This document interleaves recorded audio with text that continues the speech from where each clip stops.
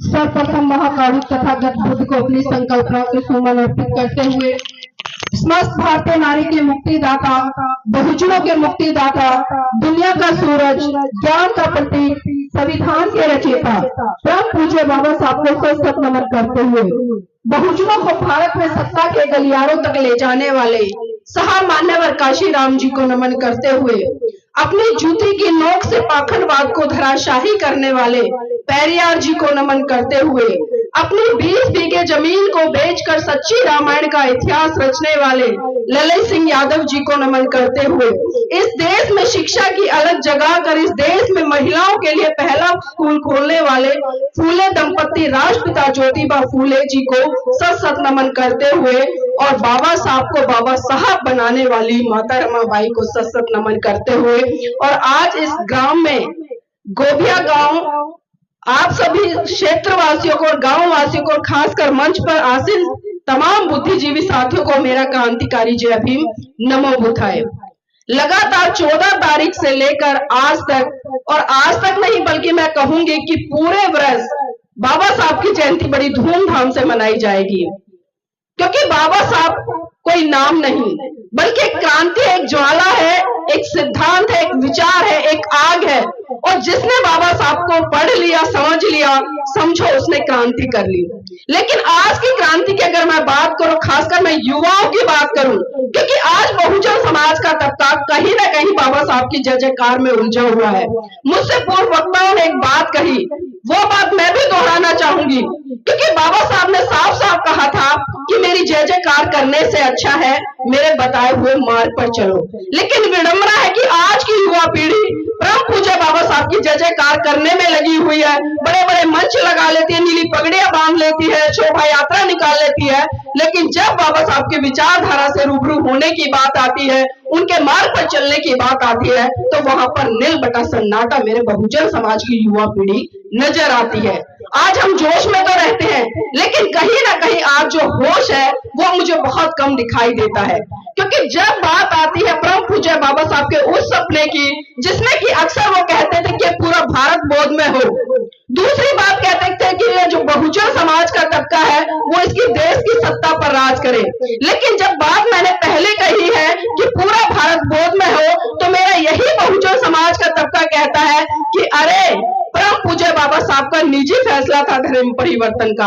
तो सोचिए 1935 में परम पूज्य बाबा साहब एवला की धरती से घोषणा कर रहे हैं कि मैं हिंदू धर्म में पैदा हुआ, ये मेरे बस की बात नहीं थी, लेकिन मैं हिंदू धर्म में मरूंगा नहीं। और ठीक 21 साल बाद 14 अक्टूबर सन 1956 को नागपुर की पावन धरती पर लाखों लोगों के साथ में बौद्ध धर्म की दीक्षा लेते हैं और वो भी खुले आसमान के नीचे। तो बताइए क्या धर्म परिवर्तन का फैसला बाबा साहब का निजी फैसला था? बताइए मुझे क्या निजी फैसला था? अगर निजी फैसला होता तो किसी घर की चार दीवारी में बंद कमरे में बैठकर ले लेते, वो खुले मंच से नहीं लेते, 21 साल नहीं लगाते, क्योंकि बाबा साहब ने तमाम धर्म ग्रंथों का अध्ययन किया और इस निष्कर्ष पर पहुंचे कि अगर इस भारत देश पर खासकर मेरे बहुजन समाज का कोई भला कोई धर्म कर सकता है तो वो है बुद्ध का धर्म, जो कि एक वैज्ञानिक धर्म है। आज आप इतिहास उठाकर देख लीजिए या वर्तमान समय की बात करूं तो वर्तमान समय को देख लीजिए, आज तमाम विदेशी जो देश है वो बुद्ध की आइडियोलॉजी पे चल रहे हैं। लेकिन विडंबना है कि जिस भारत देश में बुद्ध पैदा हुए, जिस भारत देश में उनके सिद्धांत फले फूले, आज उसी भारत की धरती से कहीं ना कहीं बुद्ध हमें धूमिल होते नजर आ रहे हैं।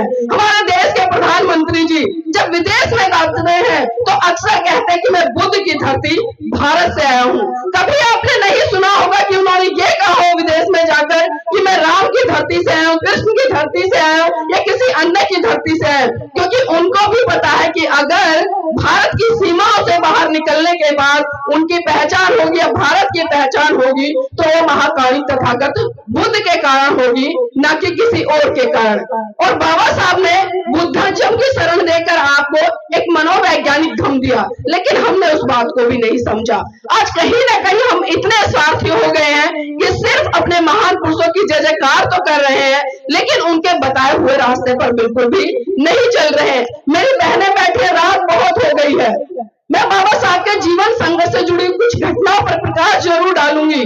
मैं ज्यादा समय नहीं लूंगी, मैं भी नहीं चाहती कि आप काफी लंबे समय से इंतजार कर रही हैं, तो मेरी बहनों बात उस समय की है जब परम पूज्य बाबा साहब बंबई हाई कोर्ट में प्रैक्टिस कर रहे थे।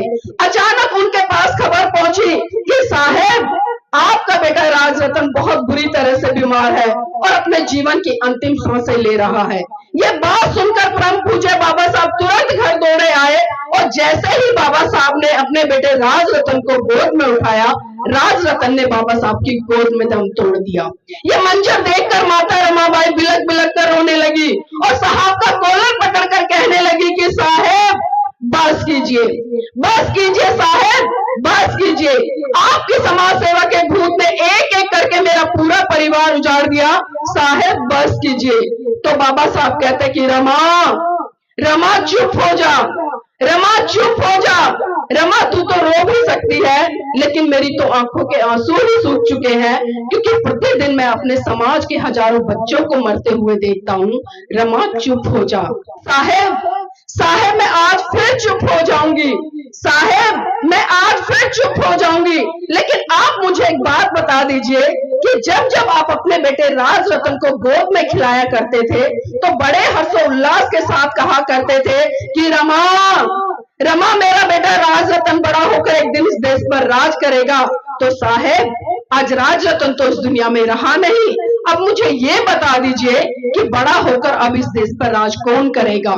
तो मेरी बहनों, बाबा साहब राज रतन के पार्थिव शरीर पर हाथ रखकर कसम खाते हैं और कहते हैं कि रमा मैं भारत देश में एक दिन ऐसा काम करके जाऊंगा कि भारत की हर रमा की कोख से जन्म लेने वाला राज रतन इस देश पर राज करेगा, इस देश पर राज करेगा।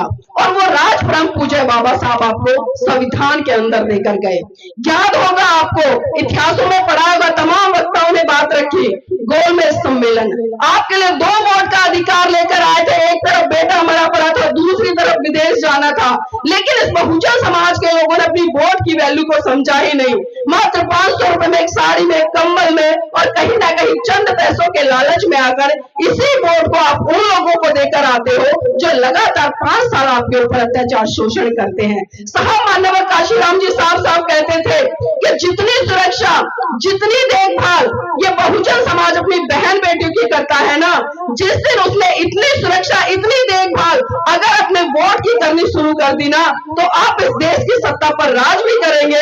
और वो दिन दूर नहीं होगा जब भारत के हर गली, हर कूचे, हर मोहल्ले से सिर्फ एक ही आवाज आएगी कि ले अंत मन दीप भव, ले अंत मन दीप भव, मूल मंत्र बने स्वयं के स्वामी, गूंज उठे हर बस्ती से बुद्धं शरणं गच्छामि, धम्मं शरणं गच्छामि, संघं शरणं गच्छामि। लेकिन ये कब होगा? जब हम अपने महान पुरुषों की विचारधारा को समझेंगे, उनके इतिहास को पढ़ेंगे और पढ़कर उन्हें जन जन तक प्रचारित और प्रसारित करने का काम करेंगे और अपनी इस भावी युवा पीढ़ी को उस इतिहास से रूबरू कराएंगे।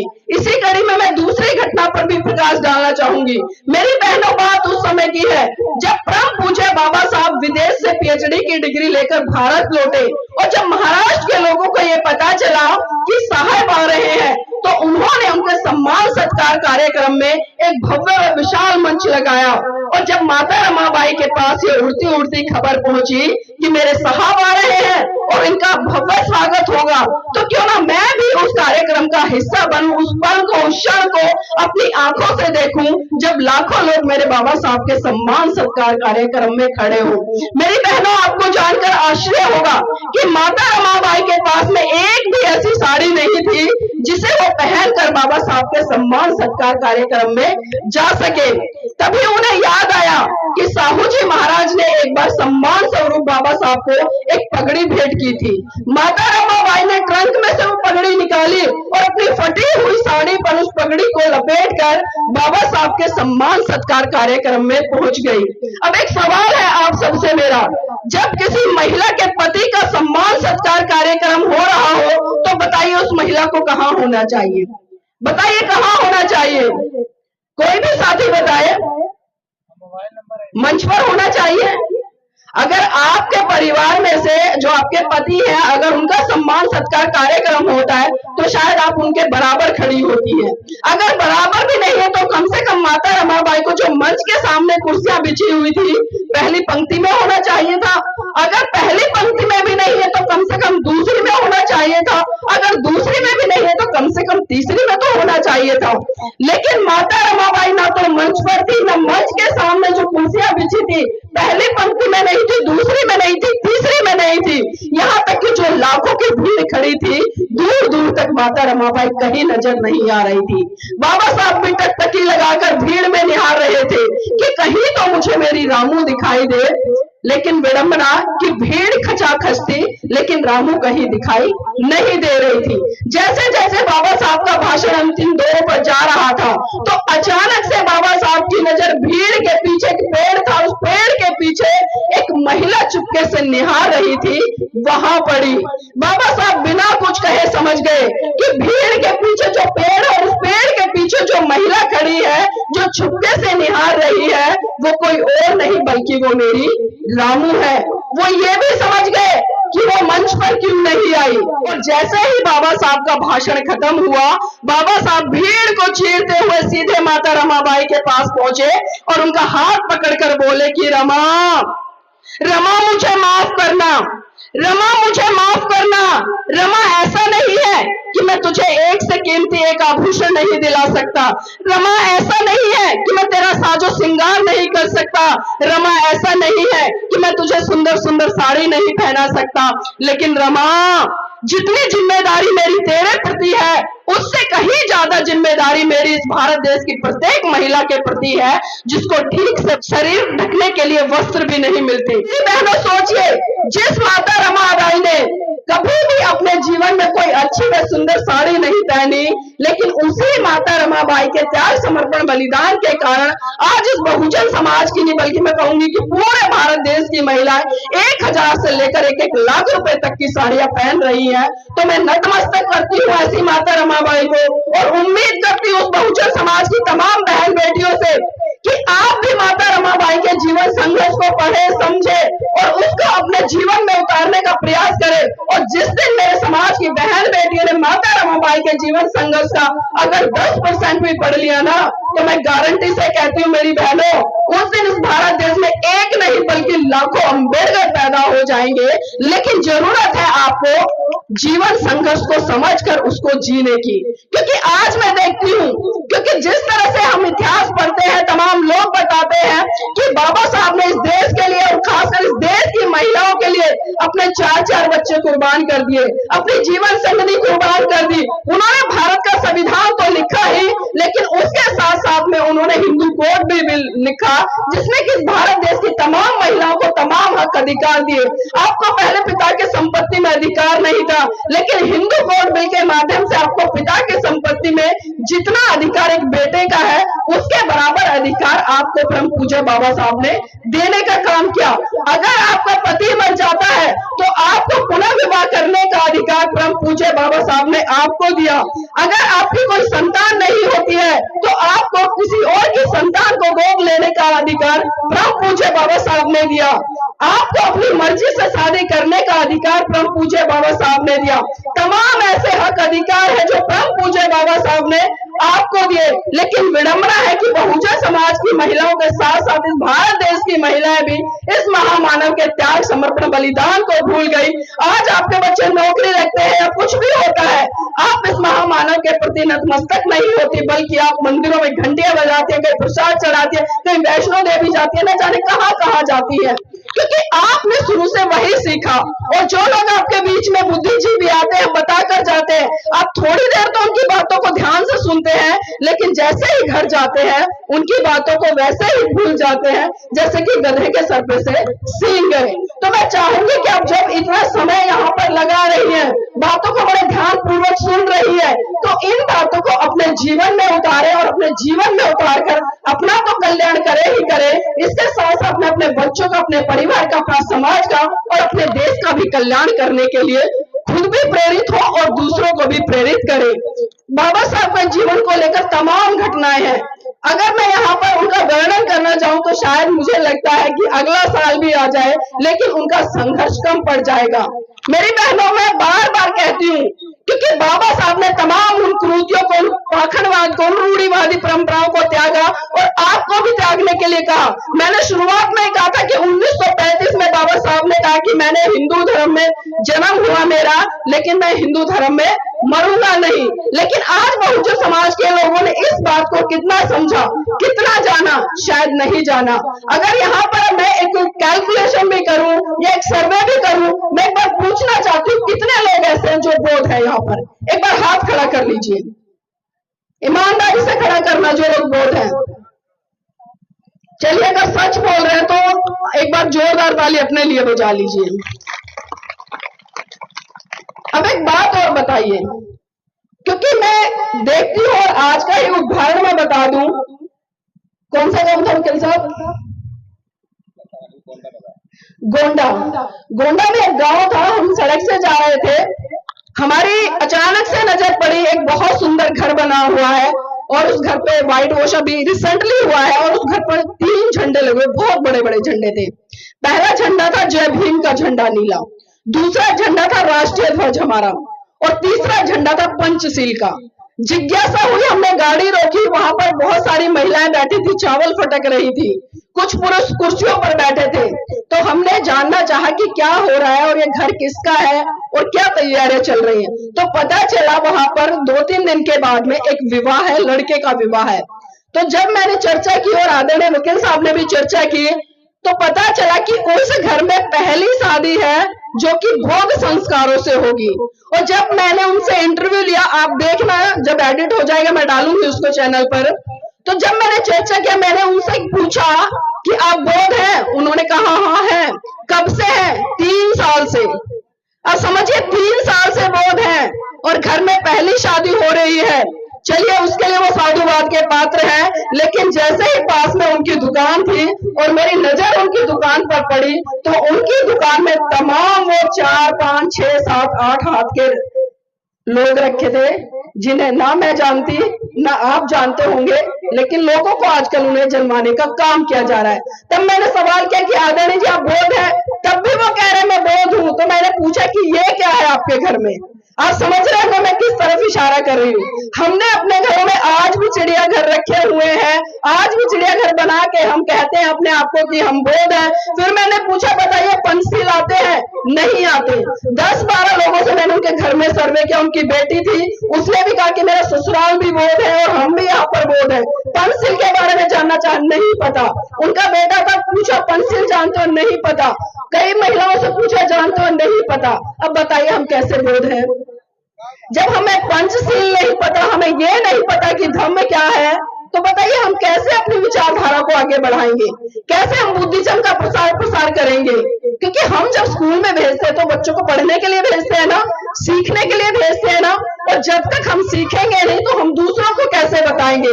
तो इसी कड़ी में मैं आपको अवगत करा दूं, आदरणीय एडवोकेट जय भीम प्रकाश जी हमारे साथ में हैं, वो लगातार पिछले कालों से धम्म संघ को लेकर काम कर रहे हैं और उसमें ट्रेनिंग देने का काम करे, धम्म की ट्रेनिंग। और धम्म बहुत सारे लोगों को लेकर मतलब एक तरह से उलझन होती है कि धम्म क्या है, धम्म क्या है।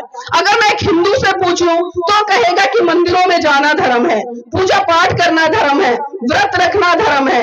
अगर मैं एक मुसलमान से पूछूं तो कहेगा कि मस्जिद में जाना धर्म है, 5 समय की नमाज पढ़ना धर्म है। अगर यही सवाल मैं किसी क्रिश्चियन से करूं तो वो भी यही कहेगा कि भाई चर्च में जाना और गॉड की प्रे करना ये धर्म है। मैं किसी सिख से पूछूं तो उसका भी कुछ इसी तरह से सवाल आएगा कि भाई गुरुद्वारे में जाना, मत्था टेकना या जो गुरुवाणी है उसका वाचन करना ये धर्म है। लेकिन भगवान बुद्ध क्या कहते हैं धर्म को लेकर? भगवान बुद्ध ने साफ साफ कहा कि सब पापस्य अकरणं, सब पापस्य अकरणं कुशलस्य उपसंपदा सचित परियोदपनं एतं बुद्धानु शासनं। यानी कि सभी अच्छे काम को का करना, सभी अच्छे कार्यों को संचय करना और गलत और सही के बीच के फर्क को समझना, यही बुद्धों की शिक्षा है। अब बताइए, इससे क्या कोई हिंदू मना करेगा, या कोई मुसलमान मना करेगा, कोई सिख मना करेगा, कोई ईसाई मना करेगा? शायद कोई मना नहीं करेगा, क्योंकि कोई भी नहीं चाहता कि वो कोई गलत काम करे। हमें हमेशा अच्छे काम करने चाहिए। और इसकी शुरुआत कहां से होती है? आज से कम 2600 वर्ष पूर्व महाकाणी तथागत बुद्ध ने धम्मपद की पहले ही गाथा में कहा कि मनोपुबंगमा धम्मा, मनोपुबंगमा धम्मा मनोसेठा मनोमया, मनसा जय पद उठे न भास्ती वा करोती वा, ततो नंग दुख मन बहती चक्कंग बहतो पदंग। अर्थात मन सभी प्रवृत्तियों का अगुआ है, मन ही उनका प्रधान है, वे मन से ही उत्पन्न होती है। यदि आप दुखी मन से कोई वचन बोलेंगे या कोई काम करेंगे तो दुख आपका पीछा उसी तरह से करता है जिस तरह से चक्का पहिया गाड़ी खींचने वाले बैलों के पैरों का। इसका मतलब साफ साफ अगर मैं साधारण से शब्दों में बयां करूं, आपका जो चित्त है या आपका मन है, जैसे विचार आपके मन में आएंगे वही विचार आपके व्यवहार में भी आएंगे। अगर आप गलत सोचोगे तो गलत परिणाम आएंगे, अगर आप सही सोचोगे तो सही परिणाम आएंगे। तो बुद्ध का धम्म इतना सर्वश्रेष्ठ आपको एक एक चीज से रूबरू कराता है। बुद्ध का धम्म साफ साफ कहता है, महाकाणी तथागत बुद्ध कहते हैं कि नहीं वेरेण वेराणी, नहीं वेरेण वेराणी समन्तीद कुदाचनं अवेरणे च सम्मति ऐसा धम्मो सनातनो। यानी कि वैर से वैर कभी भी शांत नहीं होता, अवैर से ही वैर शांत होता है। यही संसार का सनातन नियम है।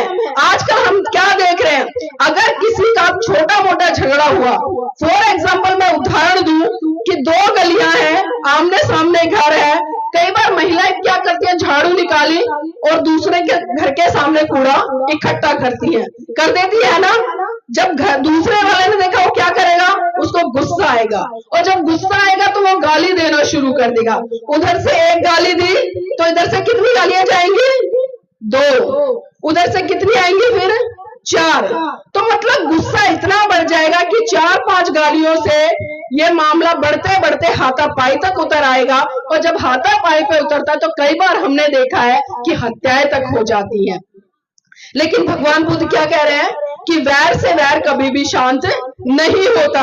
लेकिन हमने बुद्ध के धम्म को समझा ही नहीं, हमने बाबा साहब की विचारधारा को समझा ही नहीं, हमने समझा ही नहीं कि बाबा साहब ने हमें कौन सी दिशा दी, हमने समझा ही नहीं कि बाबा साहब ने हमें क्या दिया। बस हम जय जयकार में उलझ गए, जय जयकार करने लगे। जय जयकार करने से कुछ फायदा नहीं होगा मेरी बहनों, मेरे भाइयों। जय जयकार तो हमारे देश के माननीय प्रधानमंत्री भी कर लेते हैं, लेकिन जब विचारों के और सिद्धांतों की बात आती है तो आपको पता है कि मूर्तियों पर तो माला चढ़ जाती है, लेकिन विचारों पर बहुत बड़ा ताला लग जाता है। तमाम बातें हैं करने के लिए और समय भी बहुत कम है। आगे अगली कड़ी में शायद आदरणीय वकील साहब भी हैं। तो मेरी बहनों, मेरे भाइयों, मैं सिर्फ इतना कहूंगी जाते जाते कि देखना बहुत कुछ है, देखना बहुत कुछ है, देखते रहिए। करना बहुत कुछ है, करते रहिए।